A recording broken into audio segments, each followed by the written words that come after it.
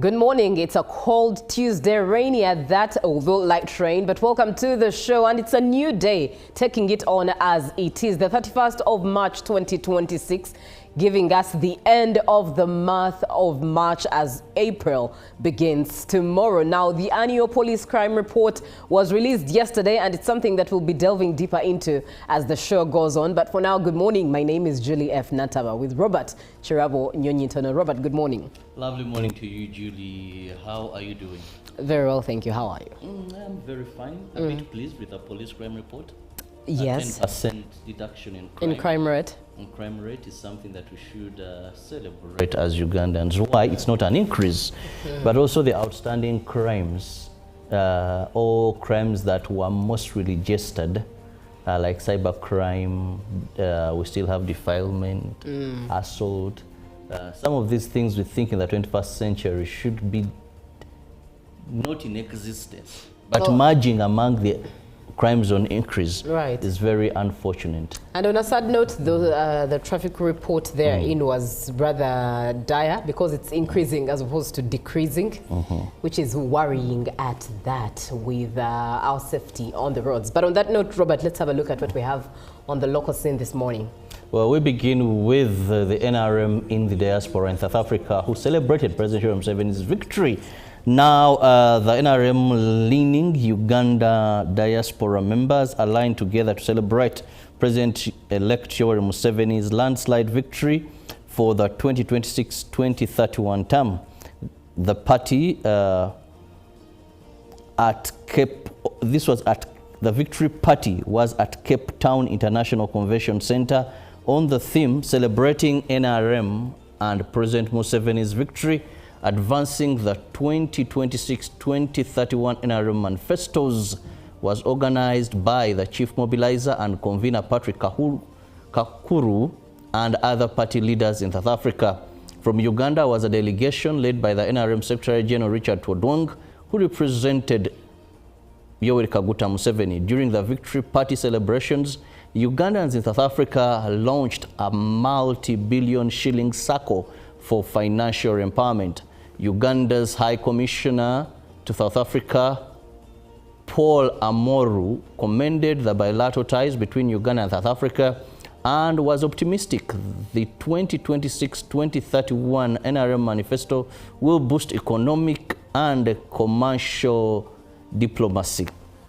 His Excellency Amor called upon members to concentrate on the fundamentals and unity as the party grows stronger.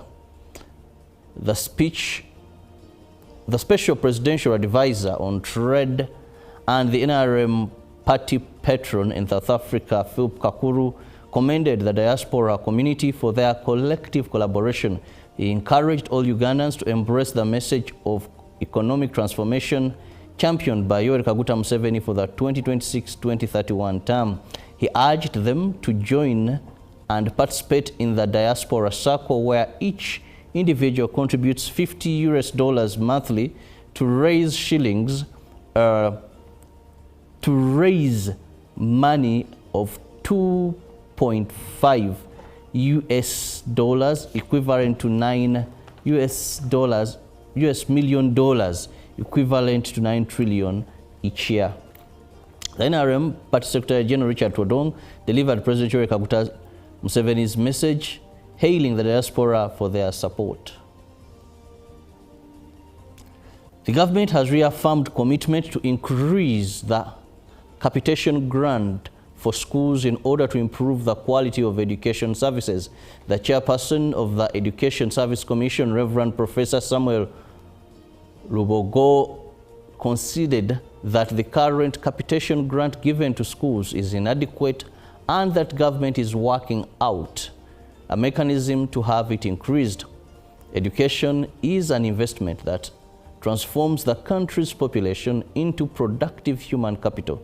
Government has invested in making both primary and secondary education accessible to all through universal primary education and universal secondary education.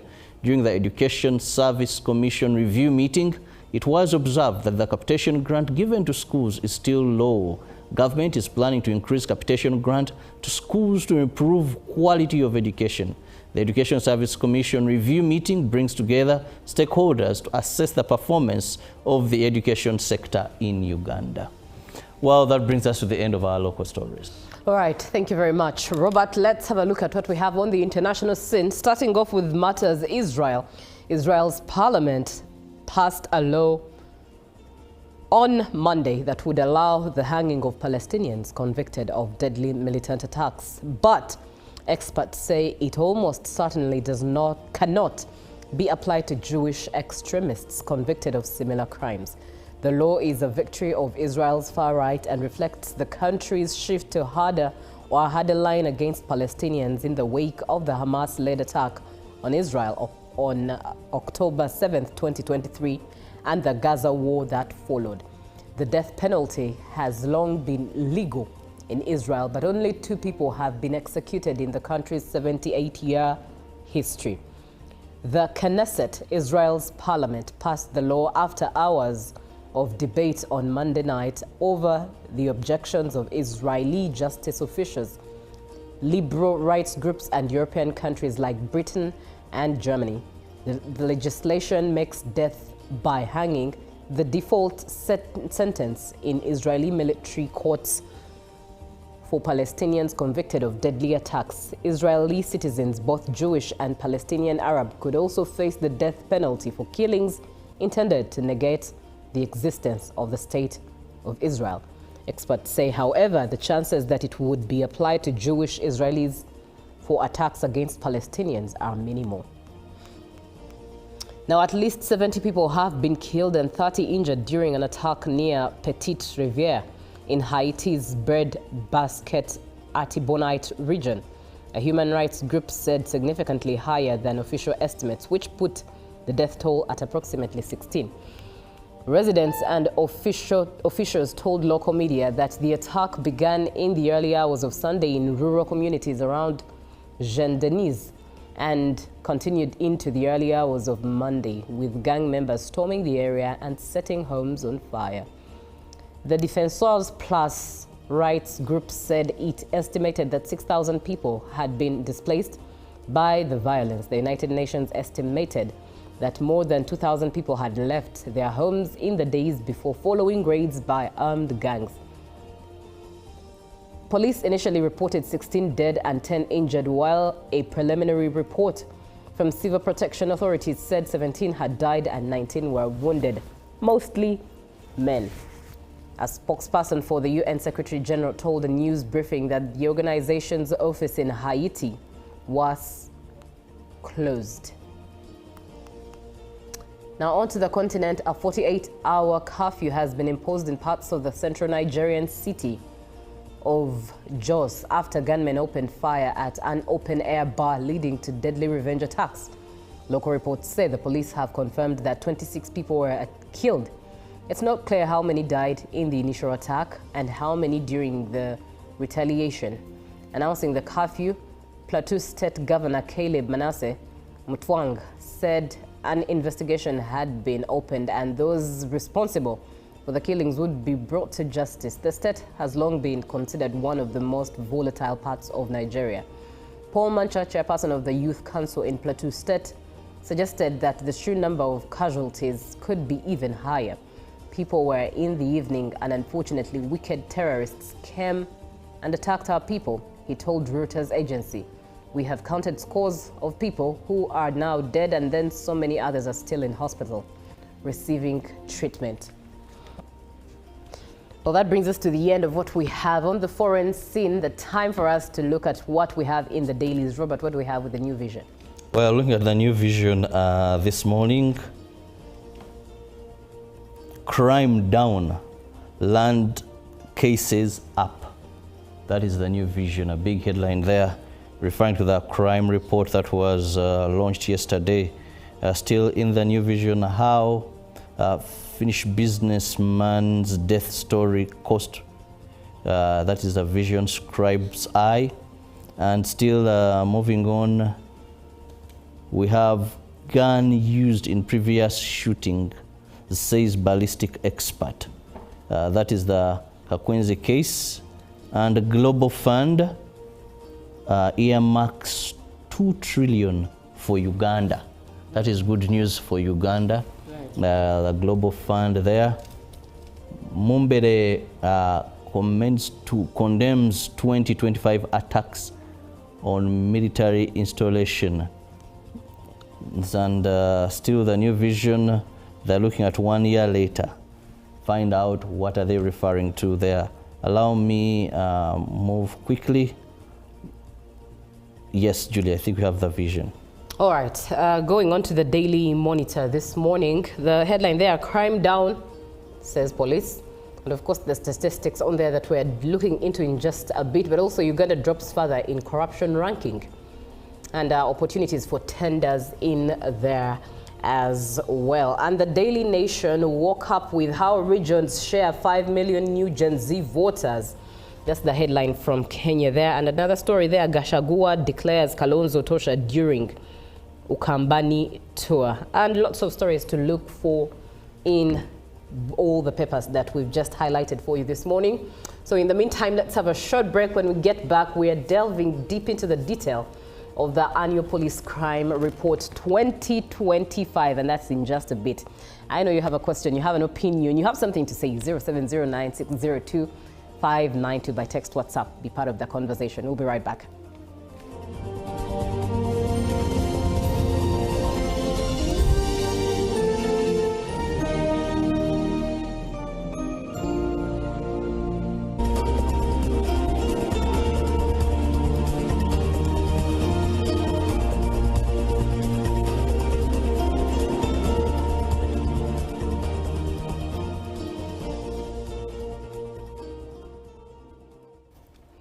Good morning. It's a cold Tuesday, rainy at that, although light rain, but welcome to the show. And it's a new day, taking it on as it is, the 31st of March 2026, giving us the end of the month of March as April begins tomorrow. Now, the annual police crime report was released yesterday, and it's something that we'll be delving deeper into as the show goes on. But for now, good morning. My name is Julie F. Nataba with Robert Chirabo Nyonyintana. Robert, good morning. Lovely morning to you, Julie. How are you doing? Very well, thank you. How are you? I'm very fine. A bit pleased with the police crime report. Yes. 10% deduction in crime. In crime rate. And crime rate is something that we should celebrate as Ugandans. Why? It's not an increase, but also the outstanding crimes, all crimes that were most registered, like cybercrime, we still have defilement, assault. Some of these things we think in the 21st century should be not in existence, but merging among the crimes on increase is very unfortunate. And on a sad note, the traffic report therein was rather dire because it's increasing as opposed to decreasing, which is worrying at that with our safety on the roads. But on that note, Robert, let's have a look at what we have on the local scene this morning. Well, we begin with the NRM in the diaspora in South Africa, who celebrated President Yoweri Museveni's victory. Now, the NRM leaning Uganda diaspora members aligned together to celebrate President-elect Yoweri Museveni's landslide victory for the 2026-2031 term. The party the victory party was at Cape Town International Convention Center on the theme celebrating NRM and President Museveni's victory, advancing the 2026-2031 NRM manifestos, was organized by the chief mobilizer and convener Patrick Kakuru and other party leaders in South Africa. From Uganda was a delegation led by the NRM Secretary General Richard Todwong, who represented Yoweri Kaguta Museveni. During the victory party celebrations, Ugandans in South Africa launched a multi-billion shilling circle for financial empowerment. Uganda's High Commissioner to South Africa, Paul Amoru, commended the bilateral ties between Uganda and South Africa and was optimistic the 2026-2031 NRM manifesto will boost economic and commercial diplomacy. His Excellency Amor called upon members to concentrate on the fundamentals and unity as the party grows stronger. The Special Presidential Advisor on Trade and the NRM party patron in South Africa, Philip Kakuru, commended the diaspora community for their collective collaboration. He encouraged all Ugandans to embrace the message of economic transformation championed by Yoweri Kaguta Museveni for the 2026-2031 term. He urged them to join and participate in the diaspora circle, where each individual contributes $50 monthly to raise money of $2.5 equivalent to $9 million, equivalent to 9 trillion each year. The NRM Party Secretary General Richard Todong delivered President Yoweri Kaguta Museveni's message, hailing the diaspora for their support. The government has reaffirmed commitment to increase the capitation grant for schools in order to improve the quality of education services. The chairperson of the Education Service Commission, Reverend Professor Samuel Lubogo, considered that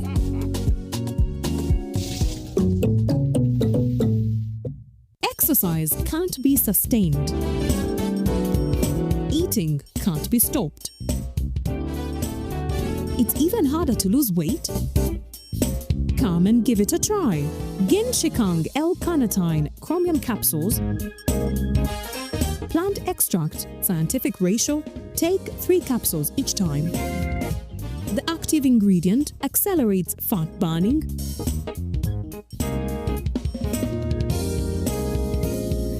eat twice a day,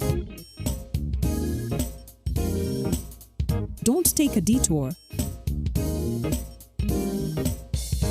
Weight loss starts now.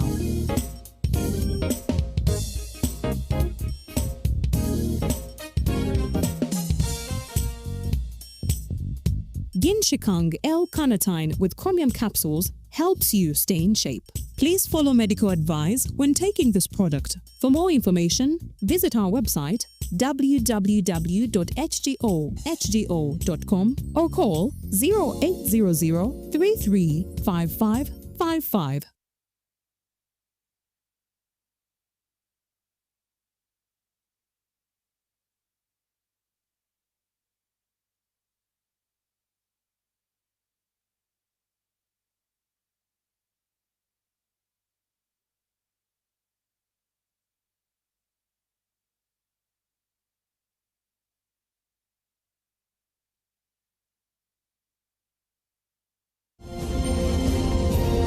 Live from UPC Studios in Kampala, this is Good Morning Uganda.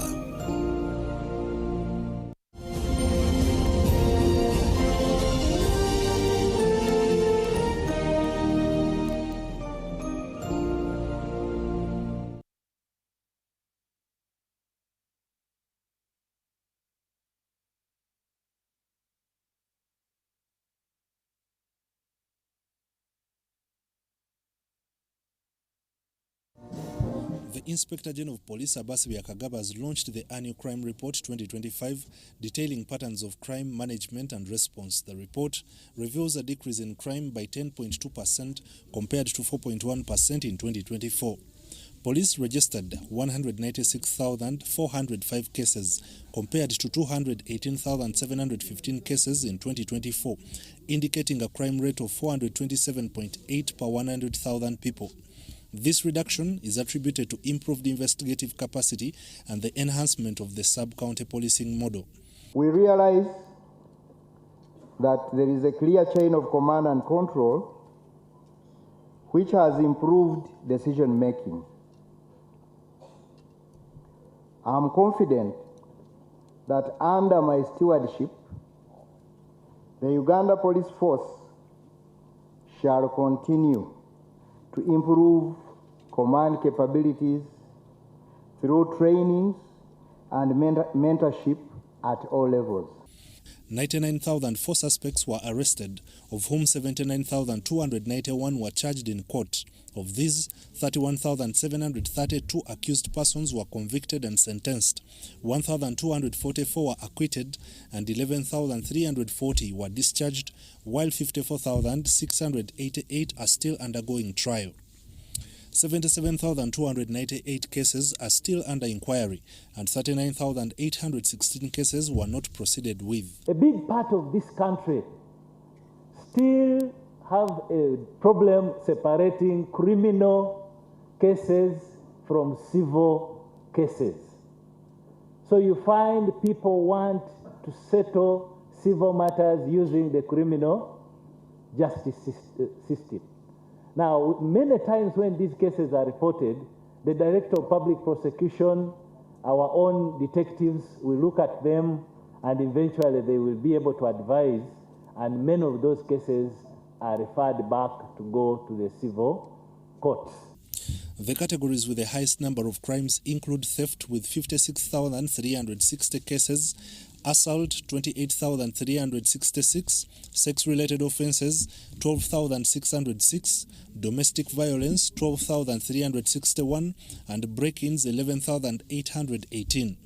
Escapes from lawful custody decreased from 927 in 2024 to 789 in 2025.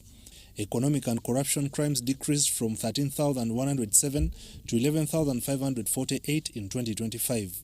A total of 1,569 cases of narcotics and psychotropic substances were registered compared to 2,240 in 2024. This represents 30% decrease. Now, despite the reduction in the crime rate, the detective workload ratio remains high, with a single detective, for example, working on 54 cases.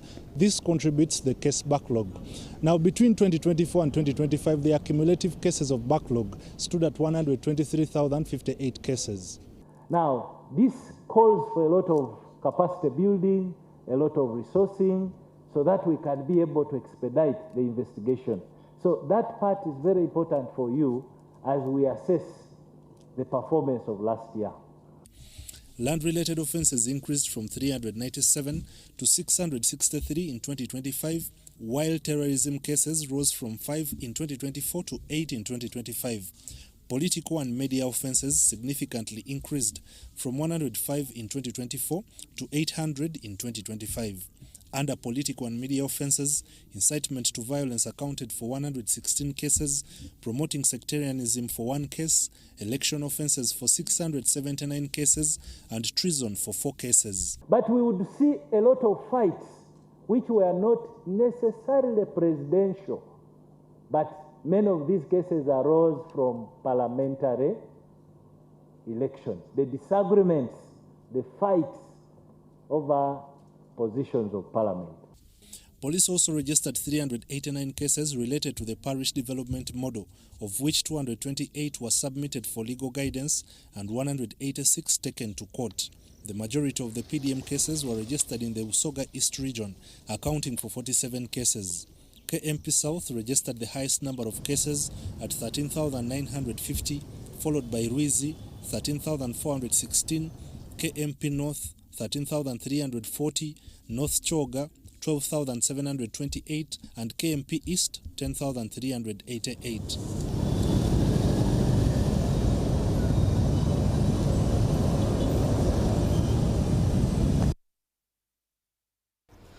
Good morning, Uganda. Welcome back from that report by Ivan Kawa on the annual police crime report that was launched yesterday. 10.2% decrease in the volume of crime reported from 218,715. That was in 2024 to 196,405 cases reported. Now, for one who's probably always on social media or always on ground in the area you reside, you could perhaps notice that there's a lot of crime and you'd wonder, what exactly is the police saying? But we're here to understand the statistics as they were reported. And indeed, the gentleman himself who was in the depths of the story, Ivan Kawa, is here with me this morning to dissect this report and help us understand it bit by bit, but also chew on it bite by bite so that we do understand it. But here's the thing. your part to play is to just share your opinion. Crime dropped by 10.2% in 2025. What more can be done to further reduce crime, in your opinion? The hashtag on X is UBCGMU at UBCTV Uganda, but you can simply send that text WhatsApp message 0709602592. My name is Julie F. Nantaba, and welcome to The Real. Ivan, good morning. Good morning to you, and thanks for having me this morning. Indeed, a pleasure having you, and a pleasure that is exciting at the same time, because for one who's an expert in this, there's a lot of plethora in knowledge that is expected. But let's start off with what is on ground. As the report was released yesterday, I was somewhere, and there are people who are chewing on it in the sense of what they were saying on social media, what they were experiencing in their areas of residence, and the crime rate having dropped at 10.2%. To them, it did not make sense. So let's try to make sense out of this percentage or this statistic and make it as relatable as possible. Starting off, in your opinion, how reliable is the data presented to us from the police? Thank you so much. I believe data is something that is really very important in terms of planning for the country and understanding how you're faring regarding crime management. Right. Now, the statistics that we are seeing here, they are not equivalent to those of the Uganda Bureau of Statistics, UBOS, where they have to go household to per household. These crimes are captured when myself get involved in a crime or something like that. I go and report to the police. So these figures that are captured are specifically those for the Ugandans out there who encounter challenges and they report to the police. But it's also true that there are quite a number of cases that might not be captured, arising from the public having no police trust to go to the police station to report those cases. But I want to believe that those are a little bit few, because if you go to the police stations, by the way, they are always very busy. Now, showing you that there are quite a number of people who still believe that the police can swing into action in case they report an incident. Now, yesterday when I was interacting with the director CID, there's one of the things that he highlighted, and it's a little bit factual. You recall a few days ago there was a money heist at Centenary Bank, that is in Kuruma Road. He actually said when you encounter such an incident, you might think it's an amplification that this is happening in the entire country, because at that moment you're being affected by it. But then he said he realized that these are isolated cases. They might be one or two, but the magnitude on how they do really happen, they cause a bigger picture that things are not really doing well. Just like when you look at accidents, whenever they report about accidents, you might think the entire country is undergoing issues of accidents. So to me, the figures are very important, and they even help us to understand how we can go on our daily routines.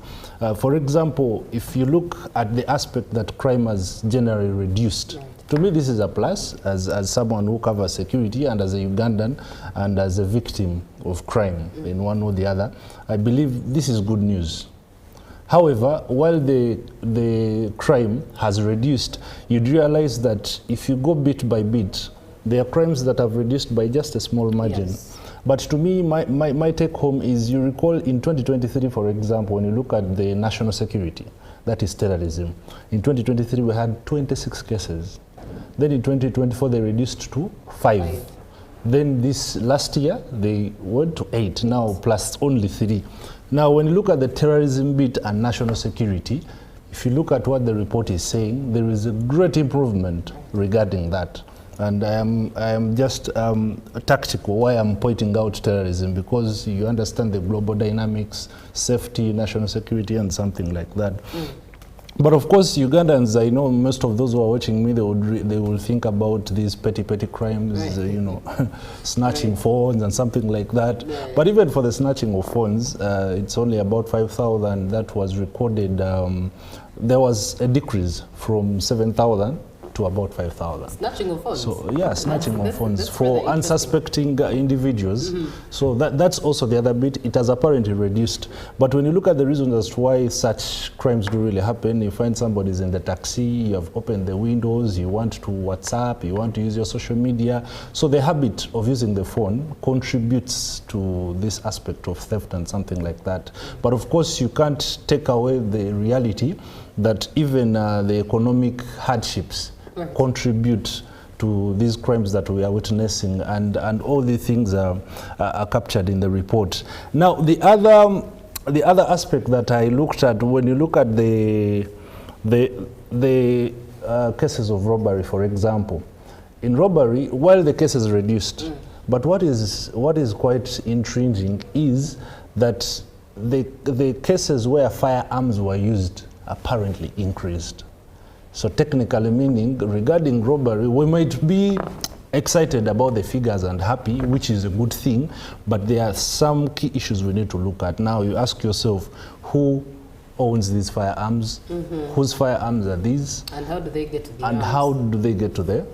Because in the report they have clearly highlighted some of the guns that were linked to about 81 incidents, about 31 guns, and some of these guns belong to the security agencies. So all these are in the reports, and to me, I'm also picking out that to highlight the fact that it's scary, like having guns committing crime and mostly robberies. It is something anybody should really worry about. But the good news is, wherever there is a problem, there is something good. Last week I was interacting with the head of crime identification, and he clearly stated that they are done with fingerprinting of guns. Specifically for the Uganda Police Force and the private security agencies, though some others are still on the way. That means in case I used a gun, you are able to know whose gun it is and who owns it, who possesses it, and something like that. So I think even that is the aspect that we really need to look at. But as usual, theft took the center stage, And I think this accounts for petty theft onto the larger amount. Absolutely. Very interesting. Absolutely. We're looking at the annual police crime report that was launched yesterday, and where we are having it with Ivan Kawa this is his area of expertise in covering stories along his journalistic career. That's what we are looking at this morning. Be part of the conversation. Now, yours is to share your opinion. Crime dropped by 10.2%. But what can be done to further reduce crime in Uganda? And do share your opinion, 0709602592. On X, we are at UBCTV Uganda. The hashtag is UBCGMU. And the number text WhatsApp 0709602592. Now, Ivan, I would also want to ask you about the timing. Last year, the report was released in February. This time, it has been released towards the end of the month of March. Could round it off to April if you're the type who rounds off to the nearest. But allow me to read a comment or two coming in from our viewer. Good morning, Uganda. The crime rate in Uganda is generated by numerous causes, among which include unemployment, illiteracy, and poverty amongst the public. This can be cut down through more job creation by government and increasing access to education for all. This is Edson Mohanji in Entebbe. Hi, Julie and Ivan. Good morning. This is Isaac Wanzala Aizo in West Nile.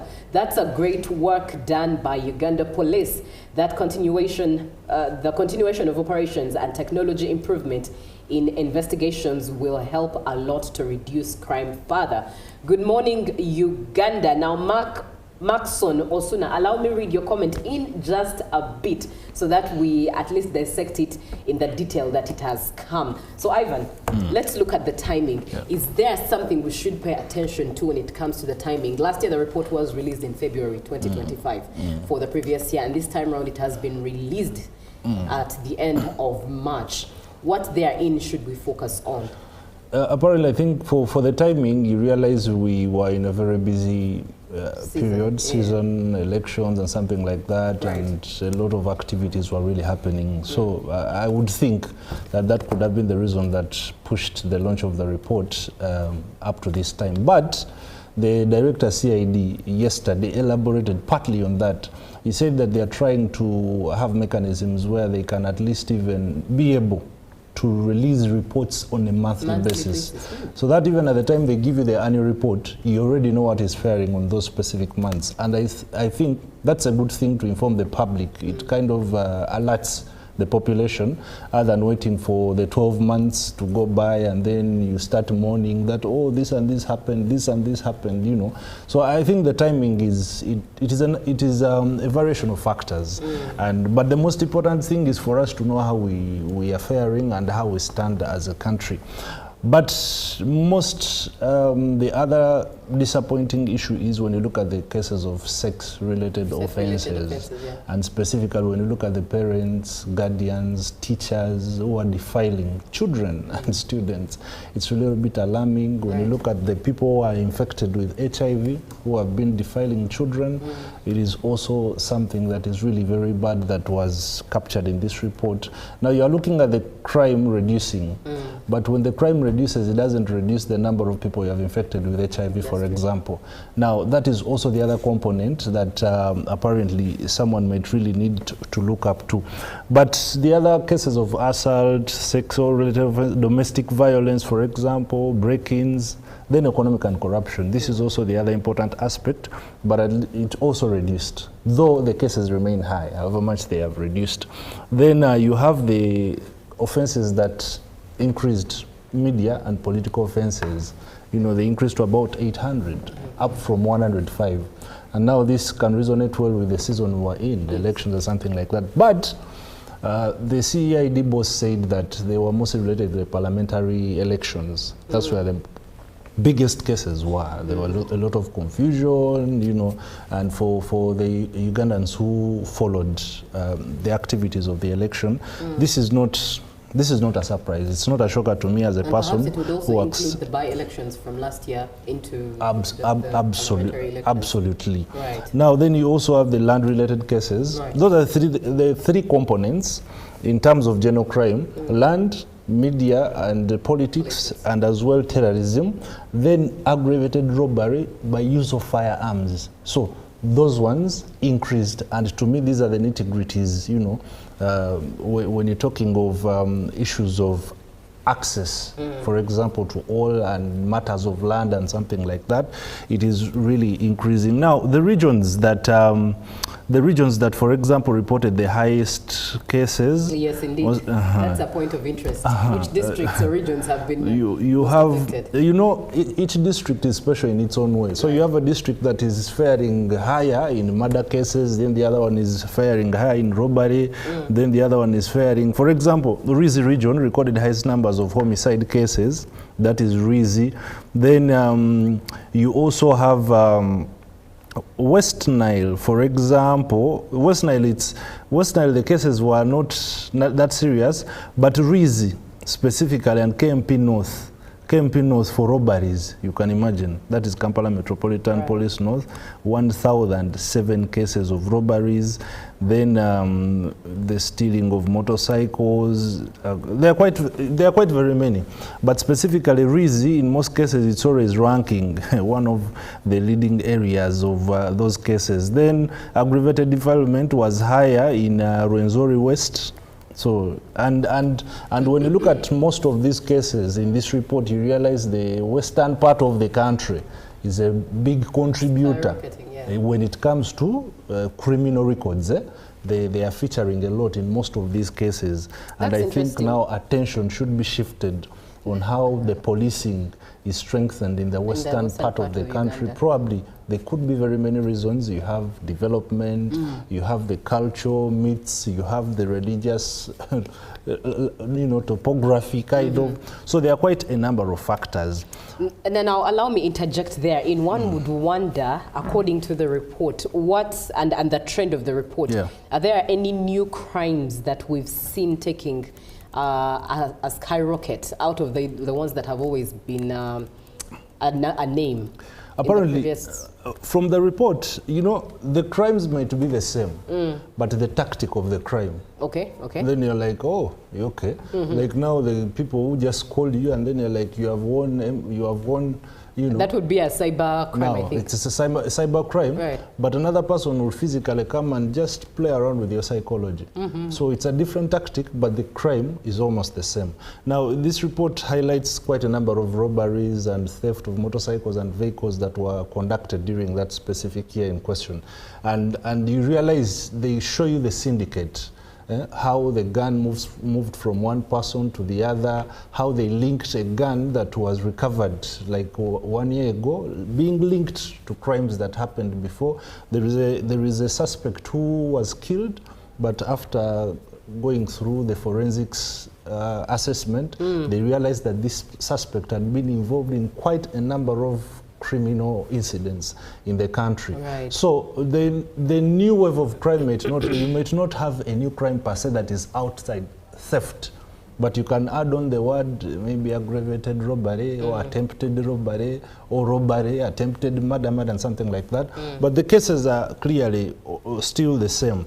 Now, the other interesting part is now the traffic.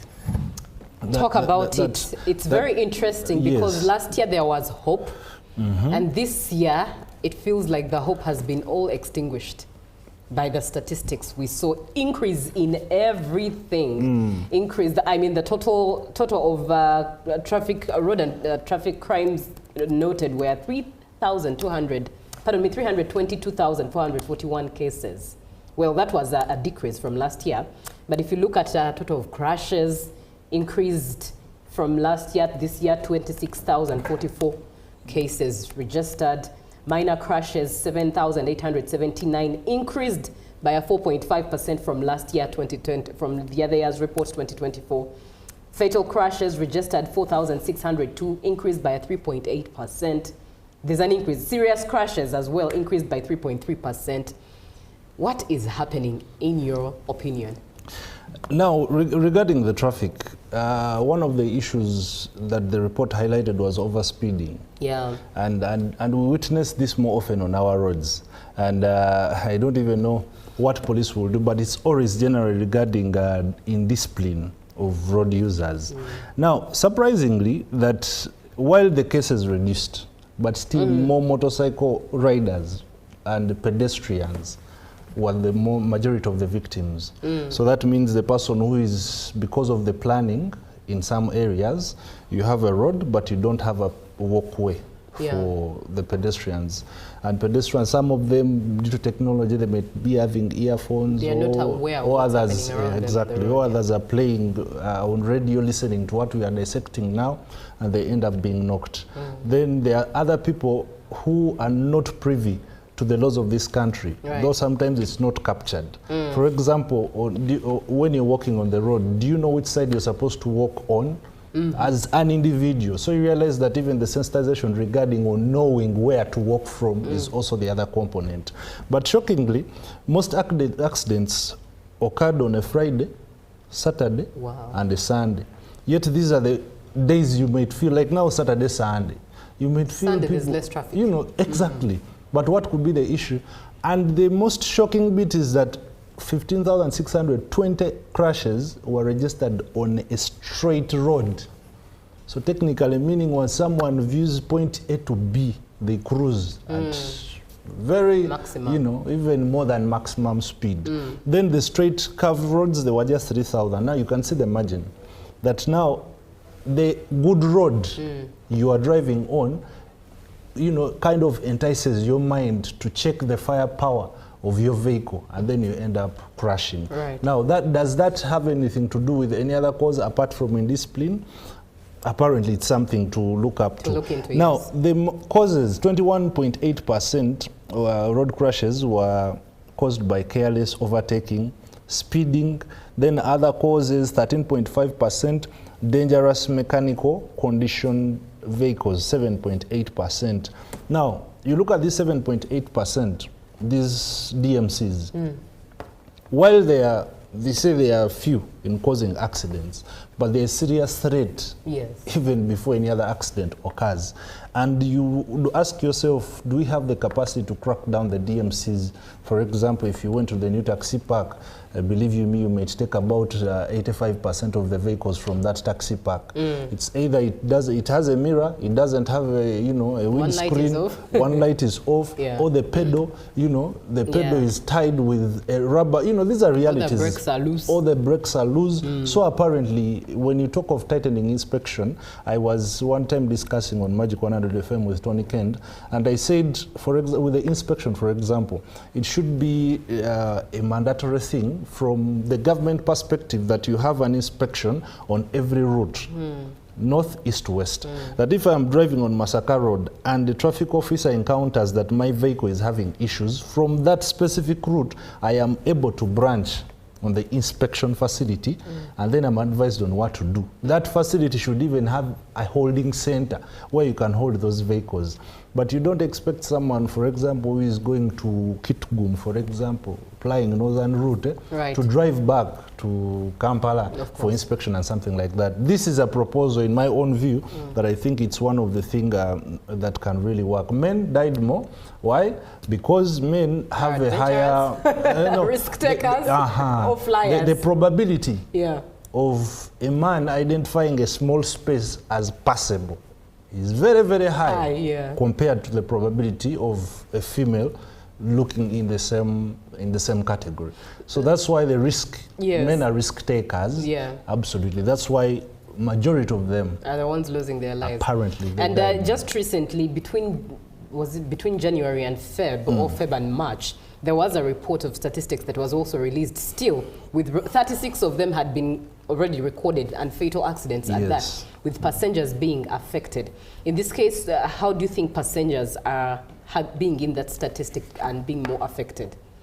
You see, passengers, one, most of them keep quiet. You see, when I board or I'm traveling using public means, there are always inscriptions in those vehicles that speak up, don't keep quiet, overtaking and something like that. But many of the people keep quiet because they do not have options. Now, the fact that options have died in the transport sector, it means someone is willing to be the 15th passenger, well knowing that vehicle is supposed to carry 14 people. You become the 15th passenger because you don't have an option, but you still want to travel, okay? So I think that is also the other component from the passenger side. And even when Ugandans report, it should be, police should be very swift in terms of cracking down those people, and it shouldn't a little bit be selective. But one thing for sure is that from the recent operations, I've realized that the police has quite a number of WhatsApp groups where people share instant communication and police is able to swing into action. These are small, they might be looked at small initiatives, but they are really doing tremendous work. I don't know how many cases I've encountered on a WhatsApp platform I am in regarding cases of murder, attempted, robberies, people who have been snatched with phones, reporting traffic-related offenses and something like that. These are small components, but they are really doing very well. And there are Ugandans there who even don't know that. For example, the police has an application that wherever you are, you don't need to be in a place to report a case. You might be just traveling through. For example, you're going to CPS, but you're in a vehicle and an incident has occurred at UBC. That application, once you have data, you are able to call the nearest police station to inform them of an incident happening. So technically, you don't have to keep quiet because you have seen an incident, because you don't know whom to call. So when you go on that application, you are able to find the number of the CID officer, the DPC, the officer in charge, the fire and rescue operation, the K9, all of them are there. And it's easier for you to communicate. These are all initiatives I think the police should even streamline and strengthen in terms of communicating to Ugandans on how they can support the reduction of crime. But few of Ugandans know them, indeed, but in terms of technology. Now that comes to the other aspect, that if the police is having such an application to reduce the crime, what would be the role of government, for example? What would be the role of the Ministry of ICT and National Guidance, Uganda Communications Commission, NITAU? These are the institutions that should ensure Uganda is well connected via Wi-Fi, or you know, so that any Ugandan out there will not struggle to buy data to report a crime.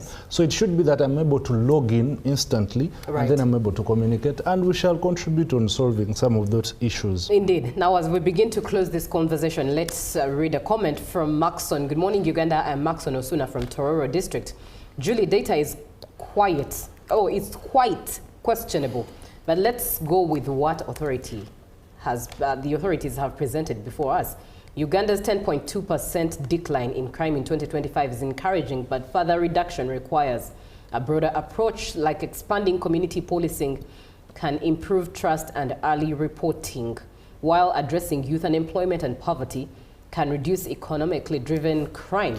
In urban areas like Kampala, better infrastructure such as street lighting and surveillance can limit criminal opportunities. Strengthening the justice system, fighting corruption, and improving rehabilitation programs will also enhance deterrence and reduce repeat offenses, while increased public awareness and citizen participation can support long-term crime prevention.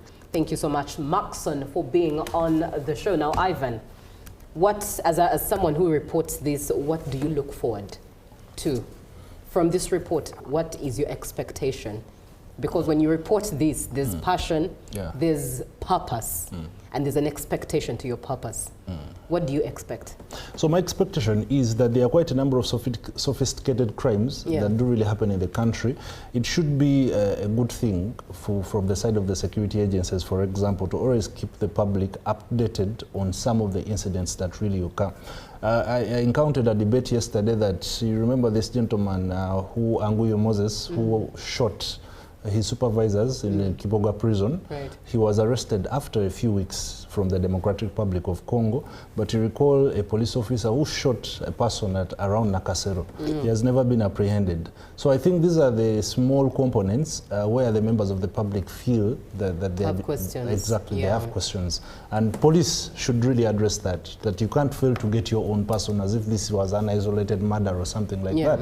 These people are well known. And the other expectation that I do really have is that the police should really work upon, not even police alone, and remember, when it comes to the budgeting, security takes the bigger share.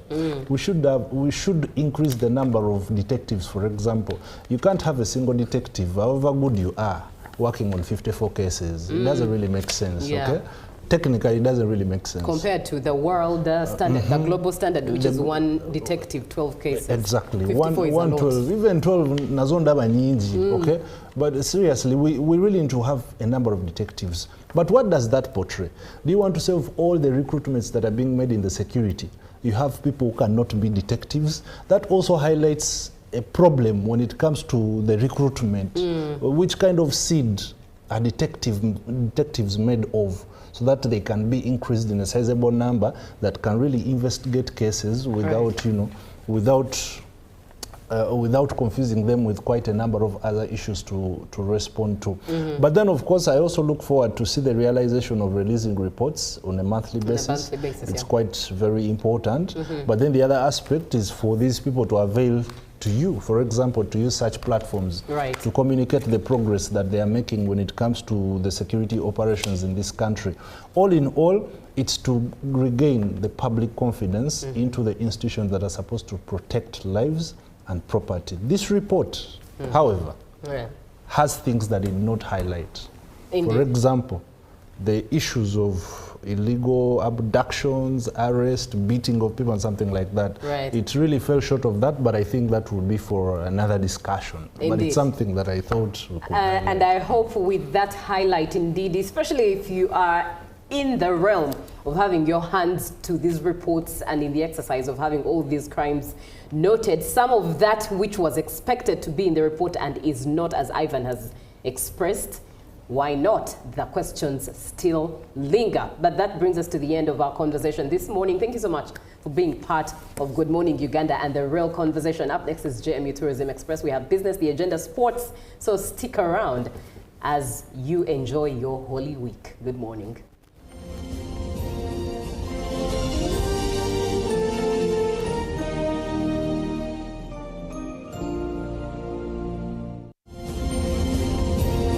Live from UBC Studios in Kampala, This is Good Morning Uganda.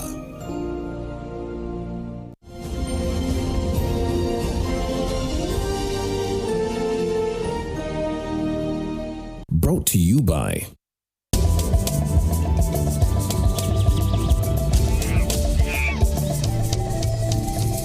Uniquely Ours. Explore Uganda.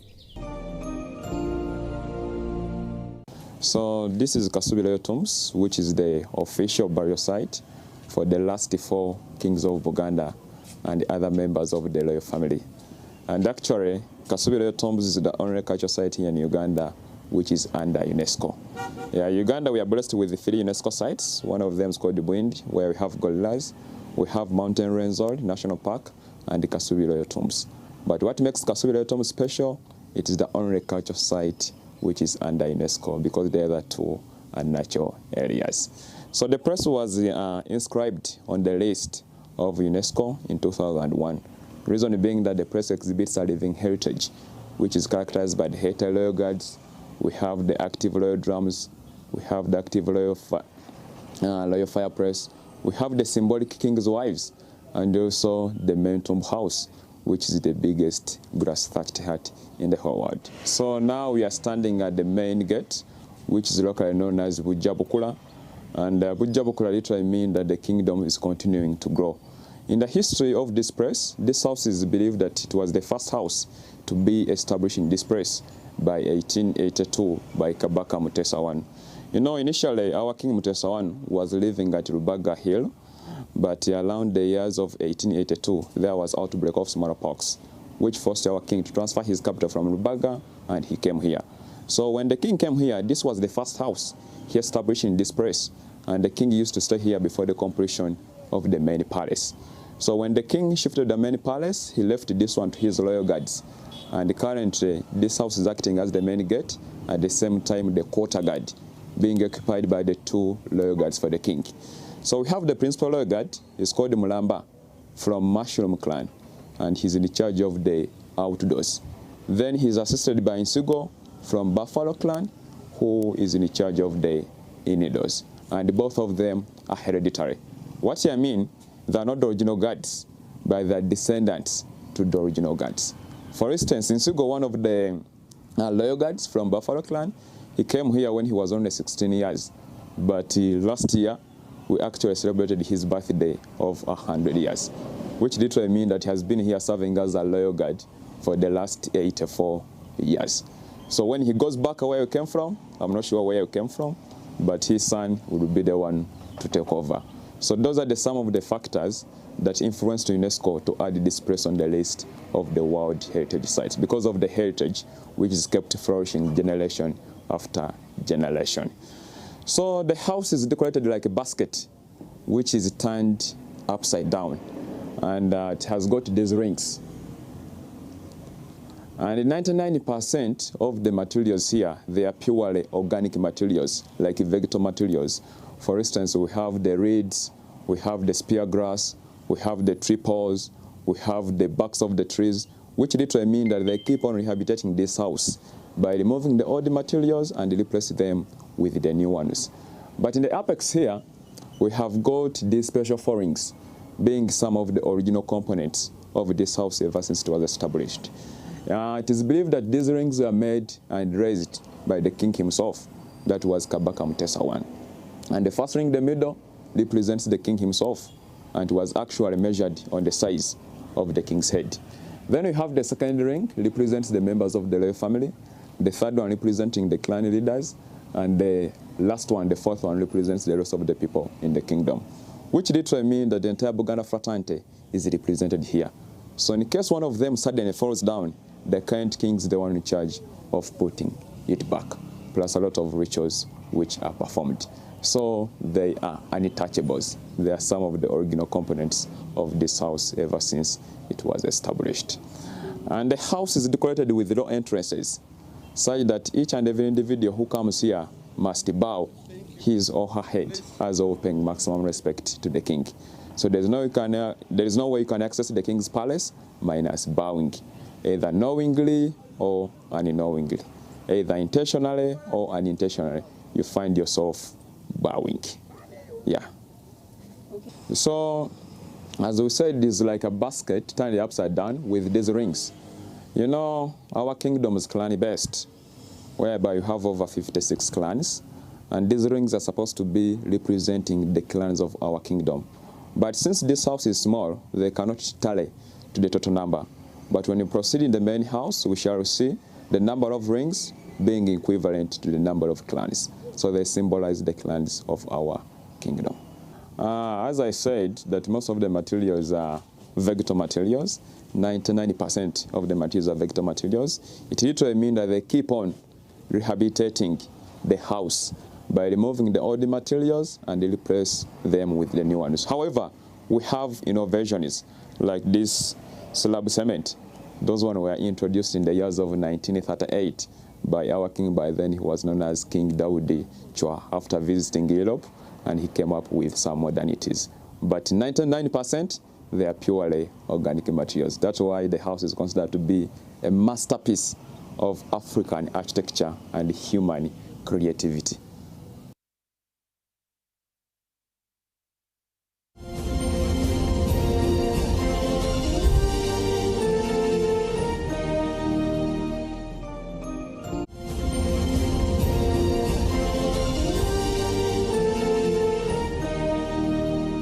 Brought to you by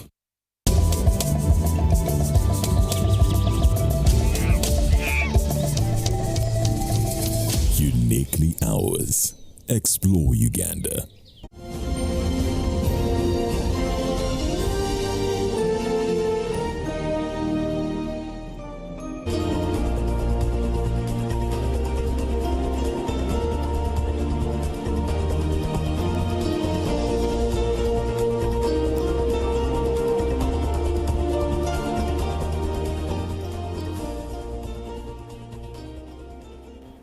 Welcome back from the Tourism Express, and now it's time for business. Let's discuss money issues, beginning with the National Forestry Authority, NFA, in partnership with the Ministry of Water and Environment and the NCBA Bank, have intensified its ambitious campaign to plant 1 million trees aimed at restoring Uganda's rapidly declining forest cover.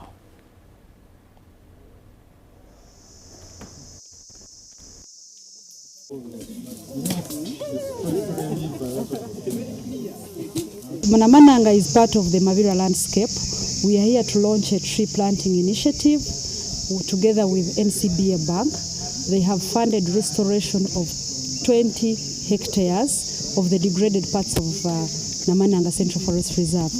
Degradation is caused by the population around and illegalities like lumbering, charcoal burning, and a few who come in cutting trees and clearing land for cultivation. So we've been able to sensitize the communities, work together with them, and now we are restoring 20 hectares by planting indigenous tree species that existed in this forest, and trees of high value, including Prunus africana, albizia, cordia, the mivules, those ones that have been here.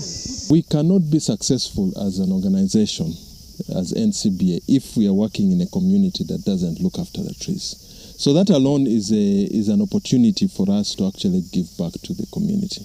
Tree planting is also a commercial initiative where, as a bank, we can actually support a number of farmers that are actually in the tree planting business. And as a matter of fact, we support quite a number where they're actually in the business of planting, growing, and also harvesting those trees and then planting again. They say we were born here in a form of just trying to take away this land, which is very bad. As the government of Kangumia Town Council, we've tried to chase some of these individuals. What I can say is that whoever knows that you resettled, you came and settled in the foresty land, you better run away, because once you are arrested, it will be very bad. Nze forest guard wakamu katondo kano tusigala nga tukuma naye ng'ekibira nga mukimanyi tekikuumika kati nga wano akabira kali over 500 hectares Katoyinza kubeera wano ng'eri batema nga tomanyi ogenda kutuukayo osanga baagitema kati ogenda kutuukawo nga giri wansi oba oluusi nga gyajooki naye bwe tusanga nga waddeyo yagitema nga yateekamu nga agezaako okwokya amanda katanu tukenda ne tugenda ne tukateekamu omuliro ne tukookya plantation y'ebikaaji naye nga Well, thank you so much for that initiative to at least do some reforestation there. Now, moving on, Standard Bank Group Securities Uganda has unveiled a USDA fixed income unit trust fund, expanding its investment portfolio and offering clients an opportunity to diversify across currencies. Now, the new product complements the firm's existing Uganda Shillings Unit Trust, giving investors a greater flexibility in managing their portfolios and shifting global economic conditions. Let's take a look. The launch of the US dollars fixed income unit trust fund comes at a time of heightened uncertainty in international markets, partly driven by instability in the Middle East and fluctuating energy prices. Of course, with the current, dynamics, if you are earning in Uganda shillings and you eventually know you're going to have to spend in dollars, how do you plan for it? How do you ensure that when the rate is favorable, you have converted these dollars, but you have put them somewhere where they are making additional monies for you, so that you're not on the losing end. So, yes, you already have to spend in dollars anyway. So what we are offering is an option for you to manage that risk exposure better, given the fluctuation that comes with the forex market, and given the fact that most of us do not get the entire amount in one go. We may need to keep collecting it to make a bigger amount that will eventually be paid for something. Grace Semakula, SBG Securities Uganda CEO, says the new product is designed to help investors remain resilient while taking advantage of emerging opportunities. In terms of currency direction or currency movements, in the short term we've seen this depreciation of the currency. It's not to say that the currency will continue to depreciate. We obviously do not predict where currencies will go, but in the long term, I think what's important is for clients to realize that they can invest in products that match their expected liabilities. So, for example, if you plan to take your child to school, 10 years from now, and your idea is you want this Ivy League exposure, maybe starting to prepare for that today by investing in dollar product gives you that advantage. The USD Fixed Income Unit Trust Fund is expected to help investors hedge against currency volatility, particularly those with exposure to foreign exchange, while maintaining participation in local market opportunities through UGX investments. SBG Securities says it aims to position itself as a trusted partner in wealth creation by providing innovative solutions and expert investment guidance. Thank you, Sigoa, for that. Now, the Uganda National Association of Builders, Suppliers, Engineering and Contractors has attributed the failure of local providers to compete in the international oil and gas market to limited skills and inadequate preparedness. Now, the revelation was made during a stakeholders meeting held in Kampala, where participants convened to discuss strategies to overcome these barriers. Let's take a look at this as well. We need to take advantage of the value chain. If you realize that this tender is really of high value and I may not be able to do it, find out how can I be a tier 1 or a tier 2 contractor, or even tier 3. What part of this work package can I contribute to? Some of the issues we've seen that limit local providers, let me open and not just say contractors, but local providers from effectively competing in the oil and gas sector is that it's a very stringent sector.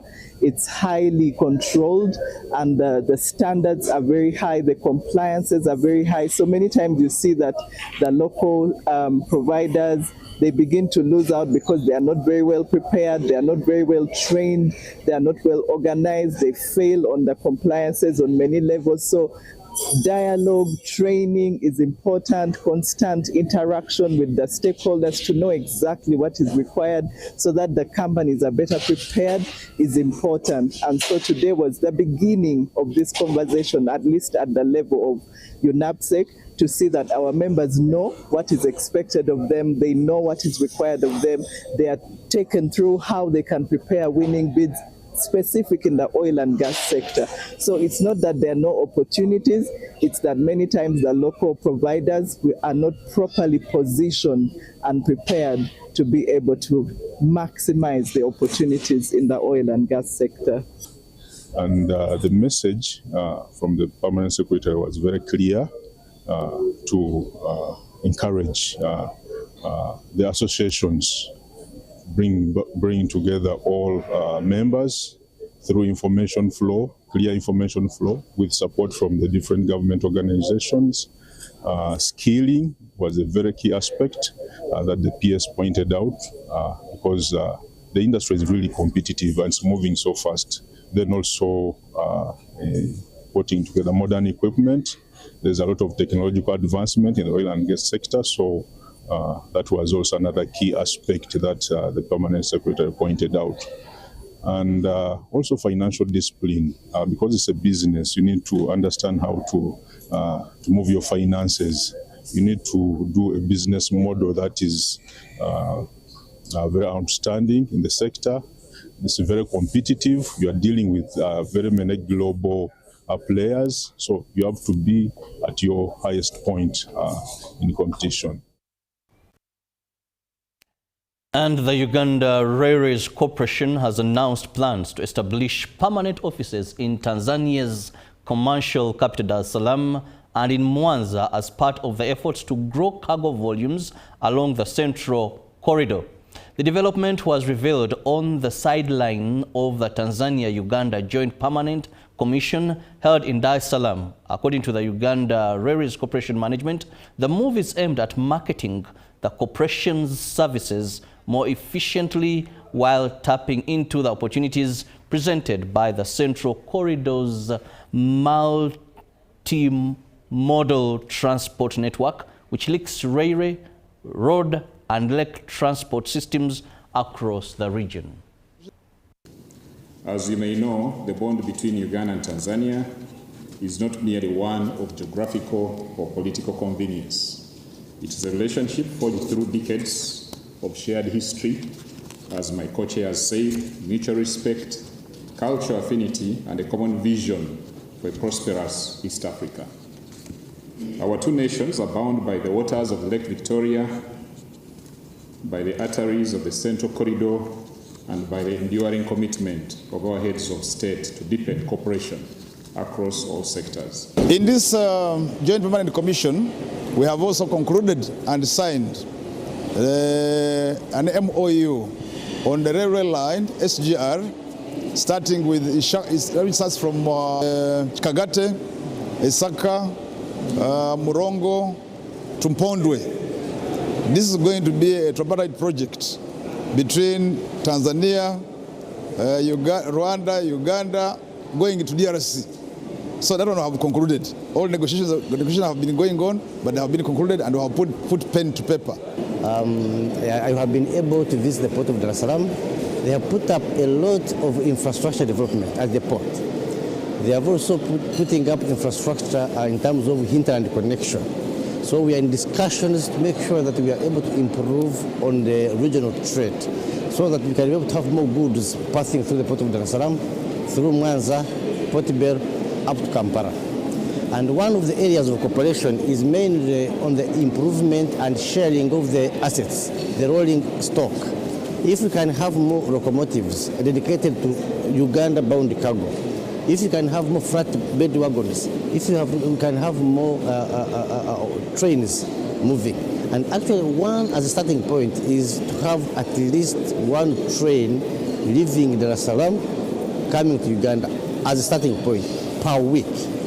That will go a long way to improve the trade between Uganda and Tanzania. And we're also, as railways, looking at the possibility of setting up an office in Dar es Salaam setting up an office in Dar es Salaam and in Mwanza to make sure that we are able to market our services very, very closely.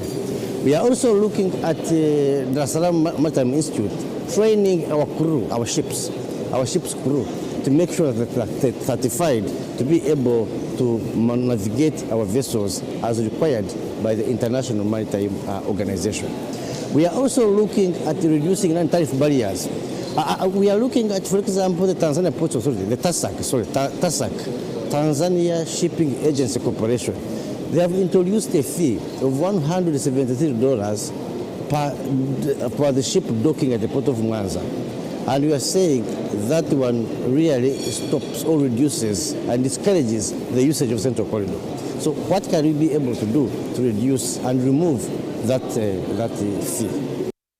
You have a panel discussion. Well, more business for our railway in Uganda here. Now, away from that, we look at a decade-old Ugandan networking platform. Meet the Boss has been relaunched with a bold new vision, transforming from exclusive closed-door dinners into a dynamic marketplace designed to connect innovators directly with investors, policymakers, and industry leaders. Founded in 2016, the initiative is now positioning itself as a structured ecosystem where ideas are not only discussed, but actively founded and sealed, reflecting on shifting towards outcome-driven engagement with Uganda's growing innovation landscape. Now, let's also take a look at this story. You have a panel discussion here, and I want to invite a few individuals that actually will... Meet the Boss is a high corporate engagement event that intends to create a platform for the young, inspiring youth with ideas to come in contact with bosses and have interactions in an open space. The gap it aims to fulfill is for those young youth or entrepreneurs that have small businesses coming up that would like to learn from the bosses or even get knowledge and mentorship, but have not had the chance to meet these bosses that they look up to directly. And that is the gap we intend to bridge.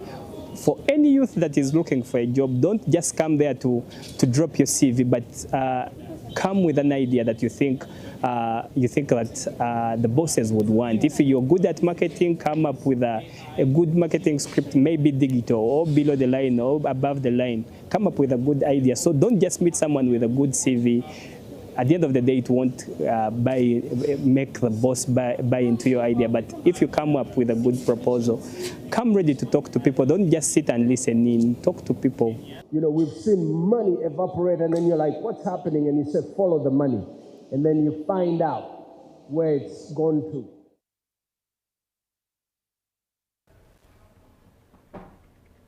And that brings us to the end of our business stories. Now let's take a look at what the Forex has for us as of the 30th of March.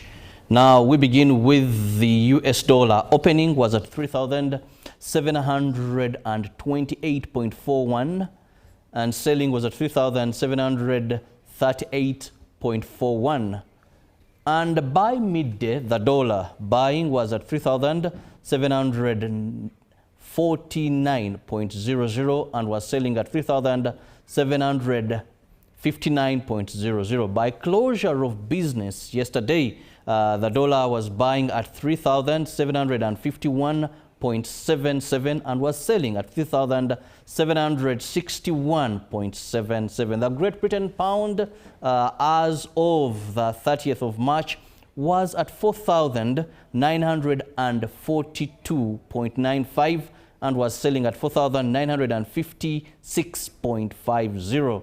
The euro closing was at 4,297.65 and was selling at 4,309.48.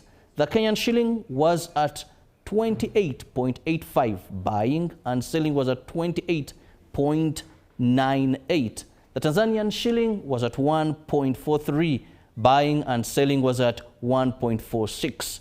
closing with a South African rand which was at 217.97. Buying and selling was at 218.59. Now, that was as of yesterday, but in case you're interested, please, you can go and check on how the Forex are standing. Up next is GMU with Julie and, of course, a guest. Keep it with us.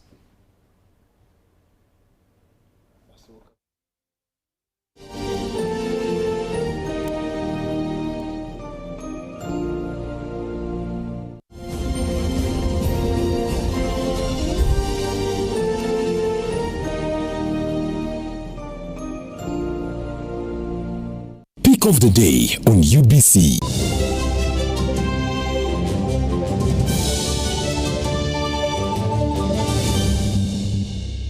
Was brought to you by I'll call you every day, yeah yo, You can now get all the Chibuzi out with MTN voice bundles. Call all networks Kubei Dondolo.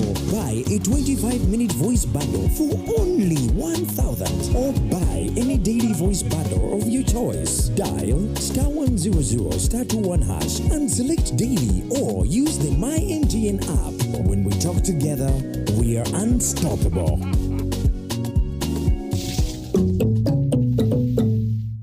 Exercise can't be sustained. Eating can't be stopped. It's even harder to lose weight. Come and give it a try. Genshikang L-carnitine chromium capsules. Plant extract, scientific ratio. Take 3 capsules each time. The active ingredient accelerates fat burning.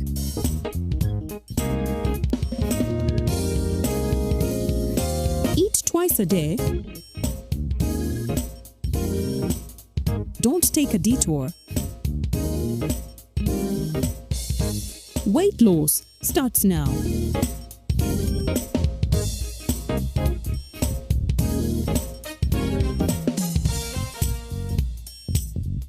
Genshikang L-carnitine with chromium capsules helps you stay in shape. Please follow medical advice when taking this product. For more information, visit our website www.hgo.com or call 0800 335555. Juko. Yo. Check the shopping, man. What's your secret? Haven't you heard of the parish development model PDM? Yes, I did, but I thought it was just a talk. No, Sebatia. It is real. I and a few friends together formed a circle, accessed money from the PDM, invested in a portrait project, and now things are moving. Juko. I thought I was one of your friends. You are. But you left me behind. I didn't leave you in poverty. What you do, just visit your LC2 chairperson and your parish chief and start the process of economic transformation. Just like that. The parish development model is an initiative from the government of Uganda through the Ministry of Local Government designed to transform all lives of Ugandans for the better.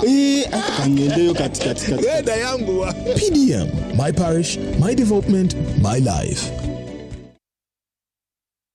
Every Wednesday, live in our studios in the heart of Kampala. We have to change the political culture in this country, really. Who has bewitched Ugandans?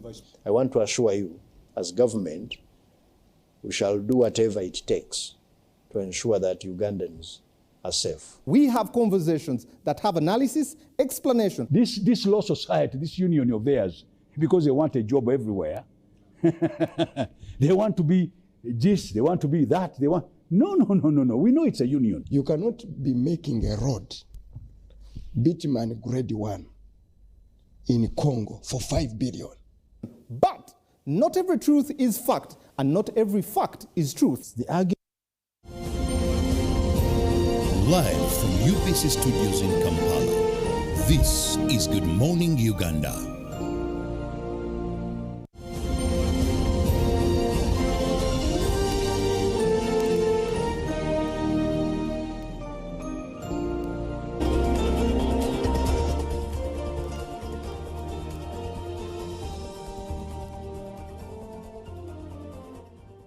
Be part of the conversation, 0709 602 592. Good morning.